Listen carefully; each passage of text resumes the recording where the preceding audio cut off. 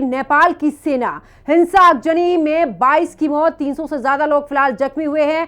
फिलहाल देश में शांति का माहौल है। तो बड़ी खबर आपको बता रहे, जहां पर अब सेना ने मोर्चा संभाल लिया है। नेपाल हिंसा से जुड़ी इस वक्त की बड़ी खबर हम आपको बता रहे, जहां पर बता दें कि पूरे नेपाल में कर्फ्यू लगा हुआ है और अब सेना भी सड़कों पर उतर आई है। ऐसे में सेना ने पूरे तरीके से मोर्चा यहां पर संभाला है। हिंसा आगजनी में 22 की मौत हो चुकी है, जबकि 300 से ज्यादा लोग इस दौरान जख्मी हुए हैं। और जिस तरीके से हिंसा भड़की थी, उसके बाद चाहे वो संसद भवन की बात करें, सुप्रीम कोर्ट की बात करें, पीएम हाउस की बात करें, राष्ट्रपति भवन की बात करें, आगजनी की घटनाएं जगह जगह से देखने को मिली थी। और ये हिंसा इस कदर भड़की थी कि कई लोगों की मौत हो चुकी है। लेकिन अब आखिरकार यहां पर सेना ने यहां पर मोर्चा संभाला है। तो आर्मी चीफ जनरल अशेव ने यहां पर मोर्चा संभालते हुए उन्होंने ये भी कहा कि काठमांडू के मेयर बालेंद्र शाह और पूर्व पत्रकार रवि लामिछाने के साथ भी उनकी बैठक और उसमें बातचीत की आखिरकार अब आगे किस तरीके से रोड मैप तैयार करना है। तो देखिए कौन है अशोक राज, जो कि आर्मी चीफ के पद पर ये तैनात हैं। और आपको बता दें कि इस दौरान उम्र जो है वो 58 साल है। कार्यकाल उनका 9 सितंबर 2024 से 2027 तक। जन्म जो उनका हुआ है वो रूपनदेही नेपाल में हुआ है। शिक्षा त्रिभुवन यूनिवर्सिटी से पोस्ट ग्रेजुएट ये हैं। नेशनल डिफेंस यूनिवर्सिटी चीन से मास्टर की डिग्री इन्होंने हासिल की है। अब आपको बताते हैं कि आखिरकार कौन है बलिंदर शाह। जन्म इनका काठमांडू में हुआ है साल 1990। शिक्षा काठमांडू से सिविल इंजीनियरिंग की पढ़ाई इन्होंने की है। भारत में वीटीयू से मास्टर डिग्री हासिल की है। और आपको बता दें कि पेशा जो है वो रैपर से काठमांडू के मेयर बने। और अब देखिए कौन है रवि लामिछाने। अमेरिका के रेस्टोरेंट में काम और नेपाल में मीडिया चैनल में प्रसिद्ध, जबकि आपको बता दें कि मीडिया छोड़कर राजनीति में इन्होंने कदम रखा है।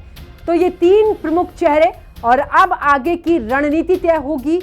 प्रधानमंत्री कौन होगा और आखिरकार आगे किस तरीके से इन सभी हालातों को पूरे तरीके से काबू में करना है।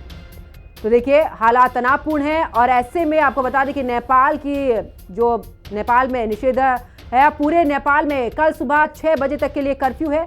सेना शांति सुरक्षा के लिए कर्फ्यू जारी। और साथ ही हिंसा में अब तक 22 लोगों की मौत हो चुकी है, जबकि 300 लोग घायल बताए जा रहे हैं। काठमांडू में नेपाल सेना ने मोर्चा संभाला है। नेपाल में भारतीय दूतावास के बाहर सुरक्षा बढ़ा दी गई है। नेपाल सुप्रीम कोर्ट ने टाली सभी सुनवाइयां और हालात सामान्य होने तक, फिलहाल उसके बाद ही सुनवाई होगी, ये भी सुप्रीम कोर्ट की तरफ से कहा गया है। और नेपालगंज में सुरक्षा बलों ने अब संभाली है कमान। भारत से सटे सीमावर्ती जो जिले हैं वहां पर भी अलर्ट जारी कर दिया गया है।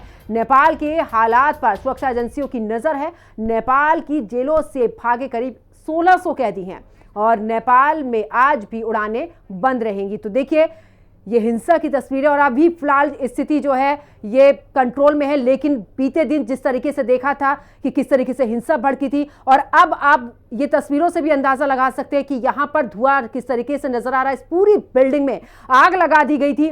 और ये कोई एक बिल्डिंग नहीं है, तमाम ऐसी बिल्डिंगें हैं जहां पर कि यहाँ जब हिंसा भड़की थी तो यहाँ पर हिंसाकारियों ने किस तरीके से उपद्रव मचाया था और तमाम आगजनी की हमने तस्वीरें देखी। और जो कि पूरे तरीके से नेपाल को दहला देने वाली वो तस्वीरें थी, किस तरीके से हिंसा रूप जो था वो भीड़ ने लिया था। और ऐसे में एक के बाद एक आगजनी की वो तस्वीरें भी हमने इस दौरान दिखाई थी कि किस तरीके से नेपाल में बेकाबू हालात हुए हैं। हालांकि सेना ने मोर्चा संभाला है और अब यहां पर कर्फ्यू लगा हुआ है। इतना ही नहीं, नेपाल से भारत आने वाली तमाम जो फ्लाइटें हैं अभी फिलहाल वो भी रद्द कर दी गई हैं।